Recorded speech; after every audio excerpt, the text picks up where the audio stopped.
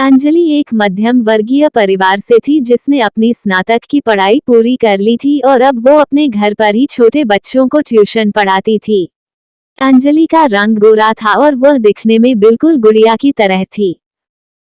अंजलि के माता पिता उसकी शादी के लिए एक अच्छे लड़के की तलाश कर रहे थे, तभी अंजलि के मामा एक लड़के के बारे में बताते हैं। वो कहते हैं कि लड़का का नाम राहुल है, वो किसी कंपनी में मैनेजर के पद पर है और महीने के 70,000 कमाता है। अंजलि के माता पिता ने लड़के की फोटो देखी तो उन्हें लड़का पसंद आ गया। जब अंजलि की मां ने अंजलि को लड़के की तस्वीर दिखाई तो अंजलि ने कहा, जब आप दोनों को लड़का पसंद है तो मुझे भी पसंद है। अब लड़का और लड़की वालों के परिवार ने मिलकर शादी की तारीख तय कर दी। अंजलि के माता पिता बहुत खुश थे कि उनकी बेटी की शादी एक अच्छे घर में हो रही है। पूरे धूमधाम से अंजलि की शादी हो गई। अब अंजलि अपने बचपन के घर को छोड़कर एक नए घर चली गई। कुछ दिन तो अंजलि को अपने माता पिता और अपने घर की बहुत याद आई। अंजलि की शादी के अब महीने बीत गए थे। अब उसके पति राहुल पहले जैसा व्यवहार अंजलि के साथ नहीं करता था। अंजलि से वो चिड़ा सा रहता था। राहुल अब न पहले जैसा अंजलि को प्यार करता और न ही उसकी बातों को मानता। अंजलि को समझ नहीं आ रहा था कि वो क्या करें।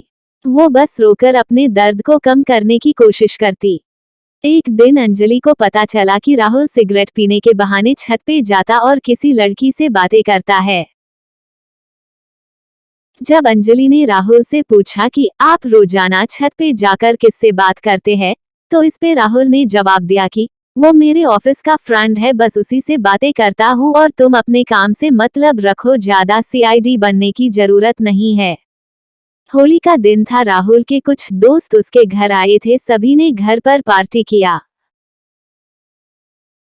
उस दिन राहुल का एक दोस्त थोड़ा ज्यादा ड्रिंक कर लिया था और उसने नशे में अंजलि के सामने जाकर कहा, भाभी आप इतनी प्यारी और मासूम हो, फिर भी राहुल भाई दिन भर उस घमंडी टीना से बातें करते रहते हैं। लगता है कि आप राहुल भाई का सही से ख्याल नहीं रखते। ये सुनकर अंजलि का शक अब हकीकत बन चुका था। अगली सुबह जब अंजलि ने राहुल से पूछा कि ये टीना कौन है और क्या लगती है आपकी? राहुल, मैं तुम्हें क्यों बताऊं? अंजलि, मैं बीवी हूँ आपकी। राहुल, देखो तुमसे पहले वो मेरे लाइफ में आई। अंजलि, तो फिर मुझसे शादी क्यों किया? राहुल, बस तुम अच्छी लगी इसलिए शादी कर लिया।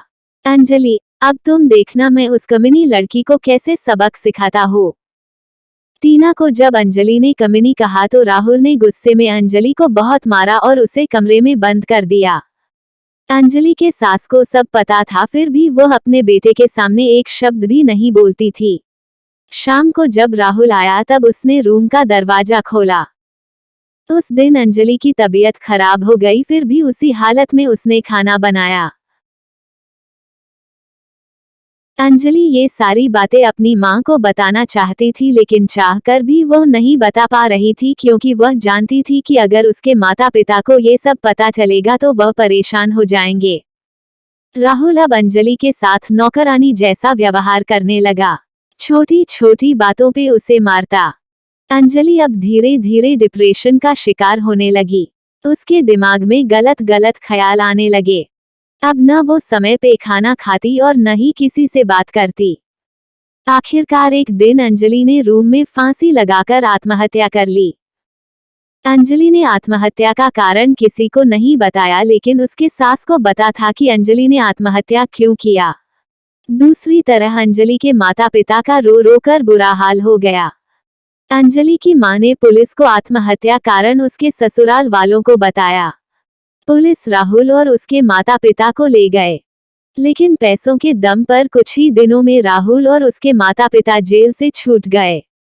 जीवन में अक्सर अच्छा दिखने वाला इंसान अच्छा नहीं होता।